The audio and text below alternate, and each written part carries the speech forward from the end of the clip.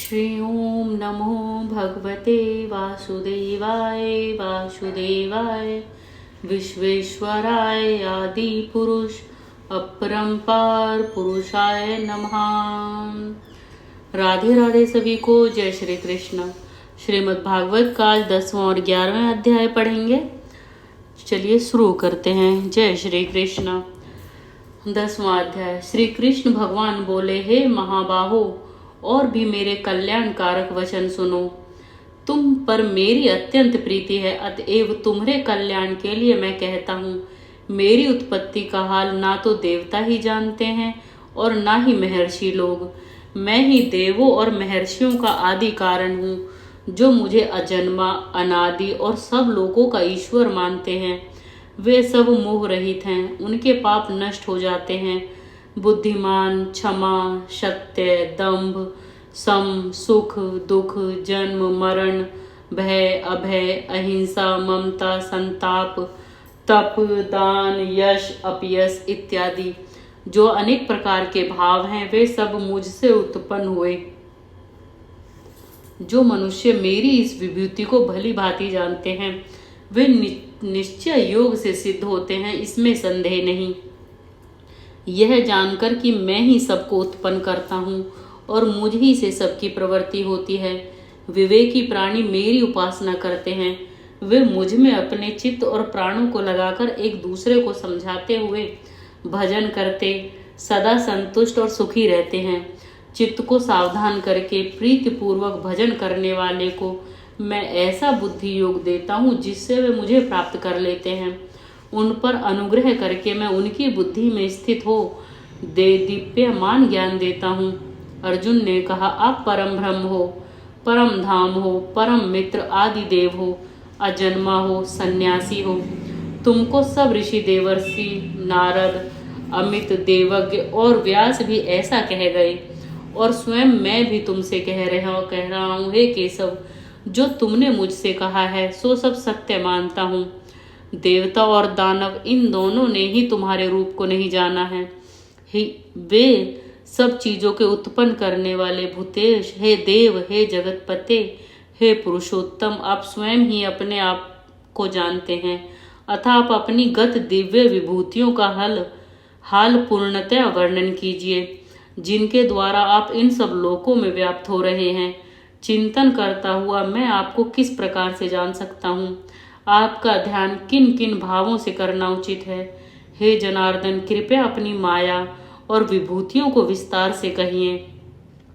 इस अमृत रूप आपकी वाणी को सुनने से मेरा मन तृप्त नहीं होता।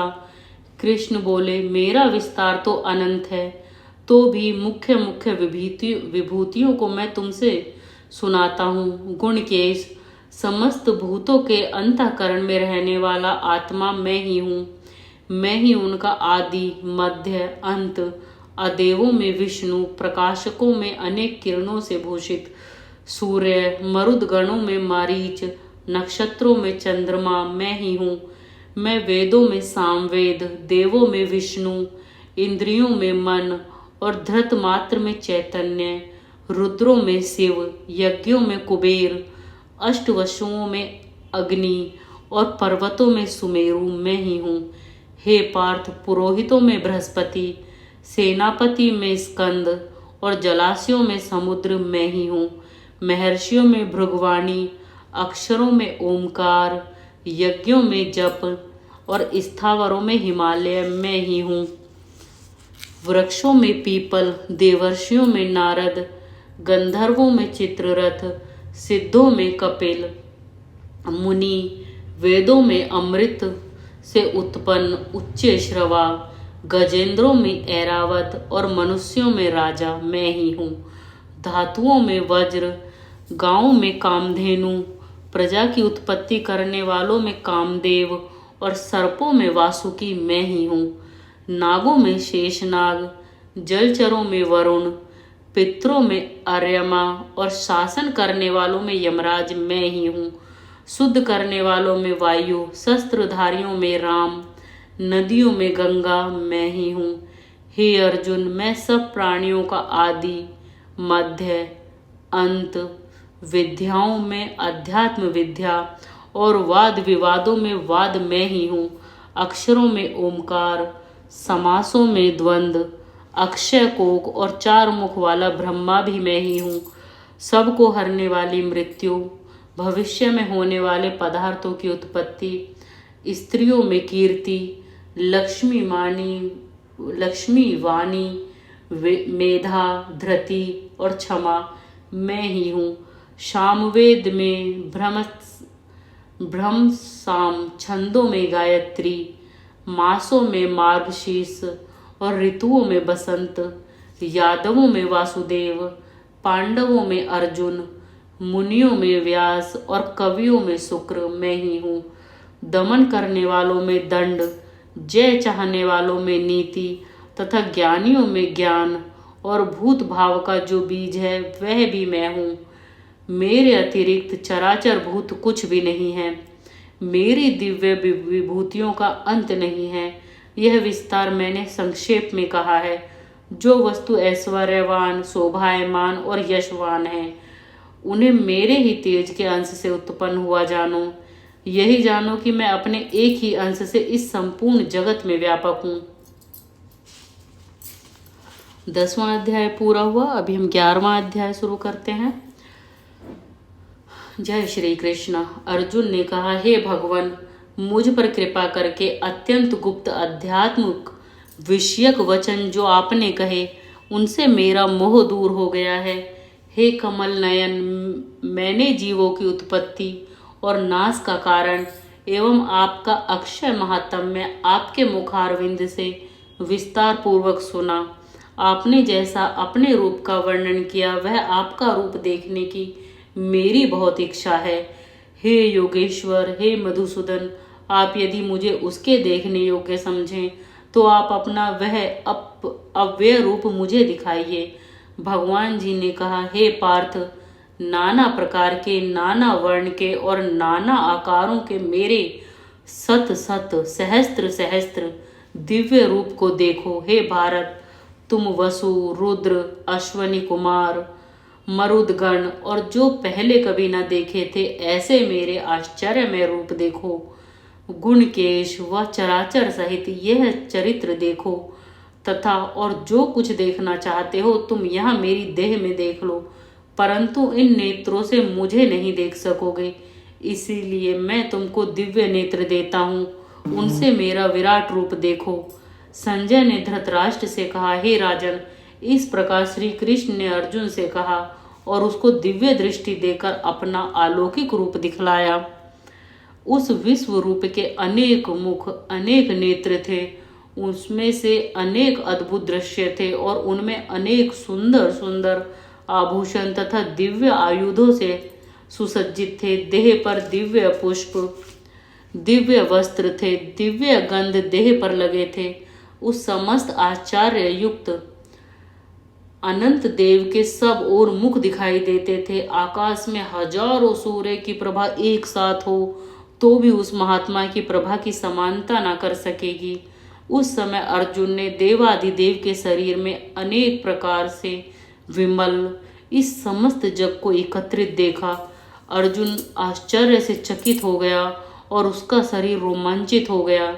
उसने सिर नवाकर हाथ जोड़कर कहा, हे देव, आपकी इस देह में सब देह भिन्न भिन्न प्राणियों के समुदाय, कमलासन पर बैठे हुए देवताओं के ईश, ब्रह्म, संपूर्ण ऋषि और दिव्य सर्पों को मैं देखता हूँ। हे विश्वेश्वर, तुम्हारे अनेक भुजा, अनेक उदर, अनेक मुख, अनेक नेत्र हैं, अतः आपका रूप अनंत है। आपके अंत और आदि को मैं नहीं देखता, किंतु समस्त विश्व में आपका ही रूप देखता हूँ। आपको किरीट युक्त गदा चक्र धारी, चारों ओर से दीप्यमान तेजो राशि, सर्वत्र चमकते हुए अग्नि सूर्य की भांति प्रकाशवान, दुर्भिक्ष और अपरंपार देख रहा हूँ। मेरे मन से तुम ही ब्रह्म जानने की वस्तु, विश्व का महान आधार, नित्य सनातन धर्म के रक्षक, पुराण पुरुष हो। मैं आपको आदि, मध्य तथा अंत में रहित अनंत शक्ति अनंत भुजा चंद्र सूर्य हैं। नेत्र जिसके ऐसे कांतिमान अग्नि के सदृश मुख वाला अपने तेज से इस संपूर्ण संसार को तपाते हुए देख रहा हूँ। हे महात्मन, पृथ्वी एवं आकाश के मध्य का वह अंत वह संपूर्ण दिशाएं आपसे ही व्याप्त हो रही हैं। आपका यह अद्भुत तथा उग्र रूप देख तीनों लोक व्यथित हो रहे हैं। यह देखा कि देवताओं के समूह तुम्हारी शरण आ रहे हैं। उनमें कितने ही भयभीत होकर हाथ जोड़कर तुम्हारी प्रार्थना करते हैं। महर्षियों और सिद्धों का समूह स्वास्ति कहकर नाना प्रकार से तुम्हारी प्रशंसा कर रहा है। रुद्र, आदित्य, वसु, साध्य, विश्वदेव, अश्वनी, मारुत, पिता, गंधर्व, यक्ष, असुर, सिद्ध उनके संग विस्मित होकर आपकी ओर टकटकी लगाकर देख रहे हैं।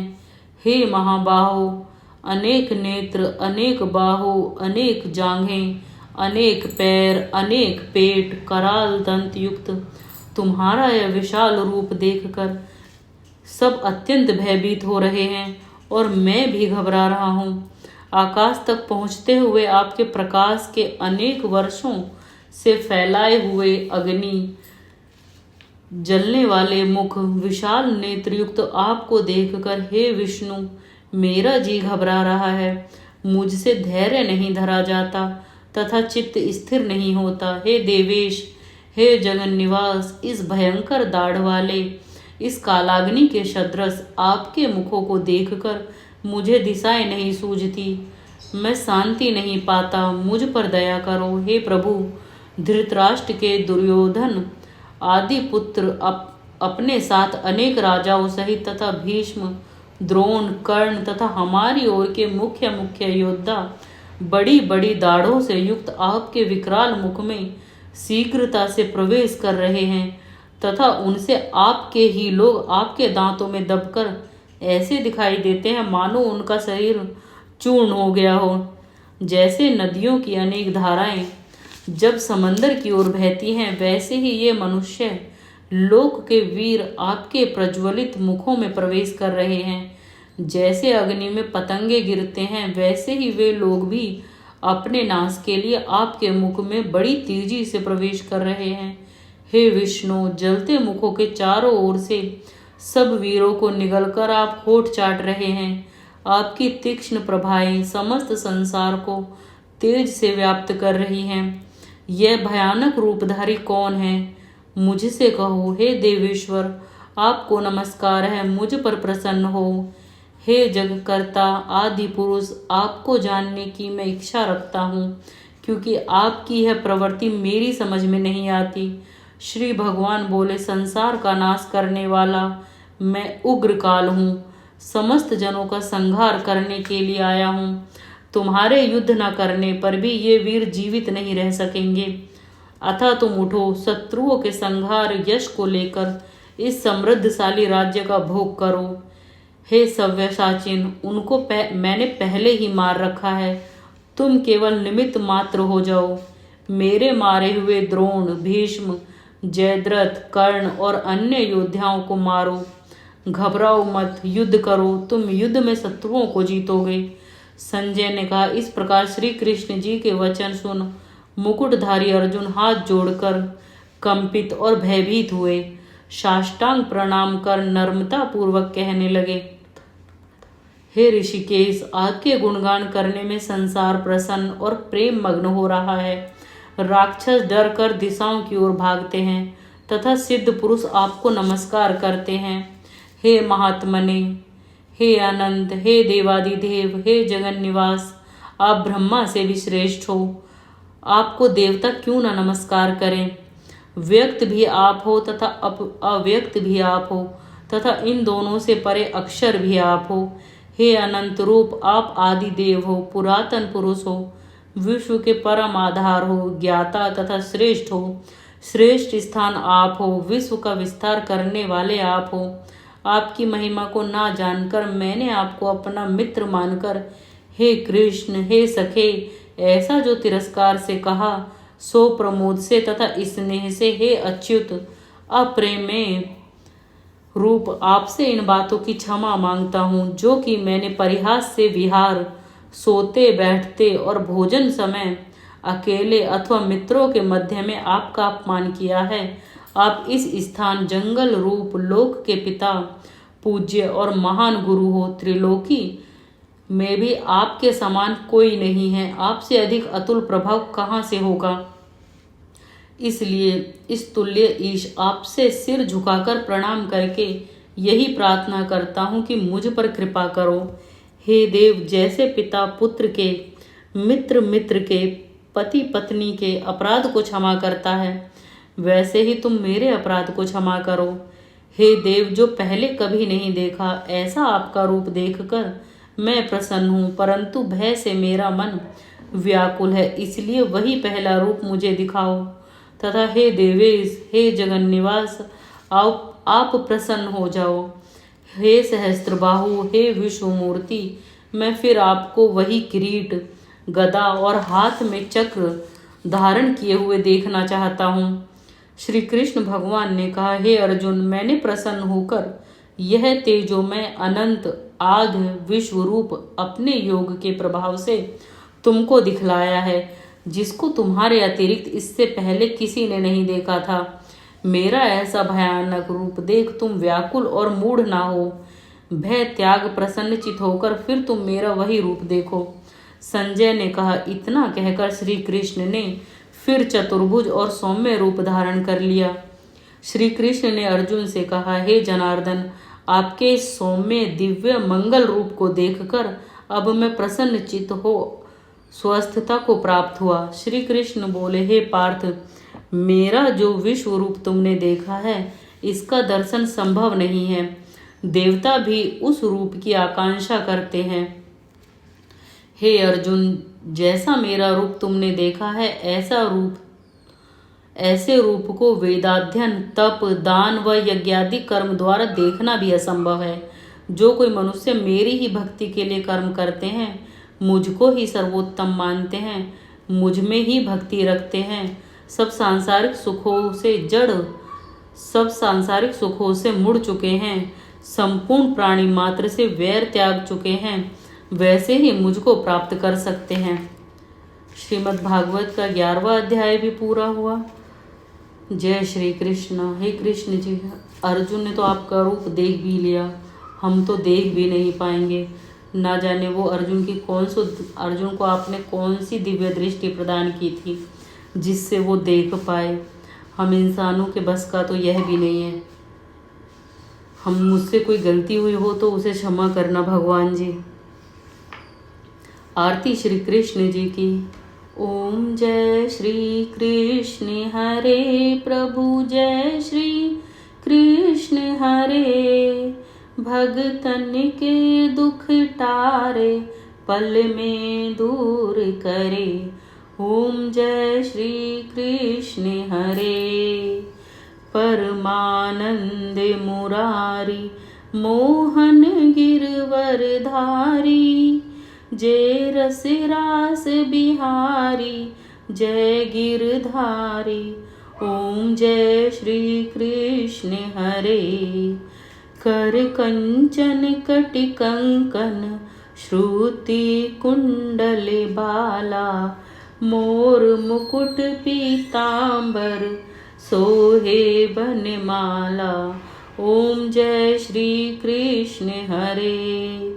दीन सुदामा तारे, दरिद्र दुख टारे। गज के फंद छुड़ाए, भव सागर तारे। ओम जय श्री कृष्ण हरे। हिरण्य कश्यप संहारे, नर हरि रूप धरे।